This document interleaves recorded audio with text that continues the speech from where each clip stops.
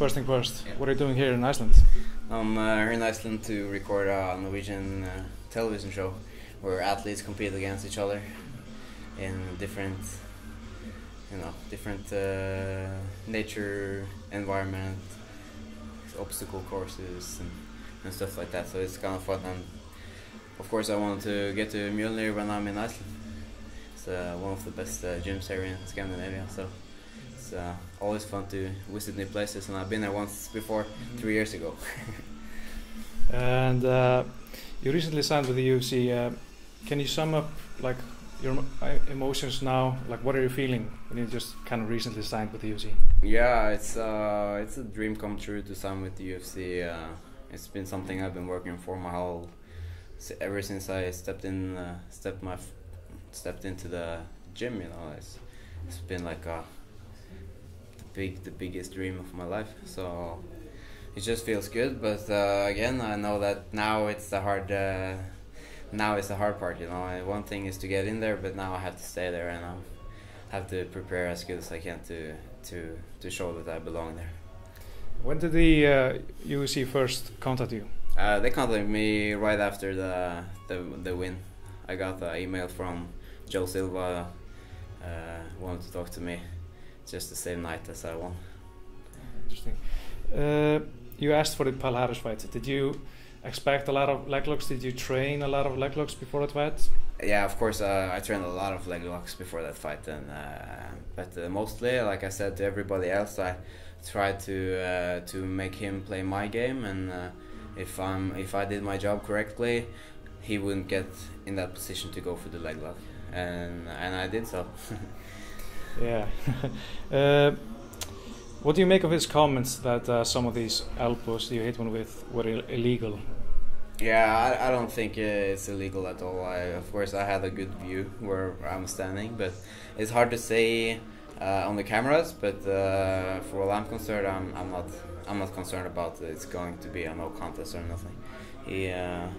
The commentators watched it. They said watch the replay. The judges were there. The judge was right directly there, and yeah, so nothing has happened yet. So I don't think it's gonna happen. Yeah. I think it's just of course it's sad he lost and he did a bad performance, but I'm very happy I did a good performance. I understand that he's upset. Now, how is the MMA scene in Norway? It's not legal there like here in Iceland. Like it's illegal as well as here in Iceland. So how is the whole MMA scene? The MMA scene is difficult. We got a few pioneers that try to go for it, and we just had Jack Hermansson sign with UFC as well, and Kenneth Berg was trying out for the Ultimate Fighter, and we got a lot of other really good fighters. We're at Frontline, MMA Trondheim, and a couple of other guys. So there's few, but they are very good, and I think Frontline is one of the best camps to be in right now for me.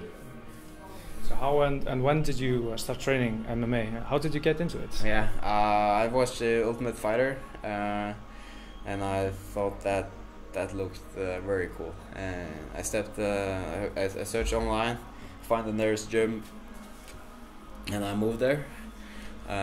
Moved there to train, and I liked it, and I got the fight pretty quickly, like after 3 months of training. So I got the fight, I won, and I just got kind of hooked on it. Yeah. And it's at that time there were very few people doing it in Norway, so it was easy to get some recognition for it. Mm-hmm. So from the beginning I was just like yelling and screaming at the papers and like trying to get sponsors and everything.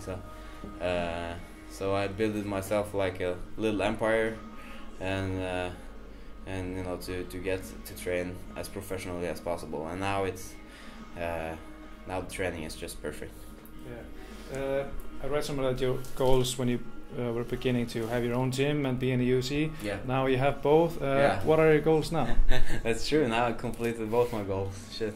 Now the next goal is to just win my UFC debut and just really be the best guy in there, take a lot of attention from all the crowd. I'm probably gonna have a early prelim, or gonna be pretty early in the card, but I want to be the one who makes the most noise.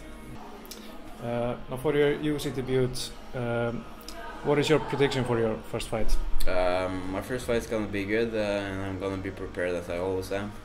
And he's a finisher and I'm a finisher, so I think it's just gonna be two tough guys going in there, and the best, the one who doesn't make the mistake is gonna win. Thank you for the time and good luck. Thank you.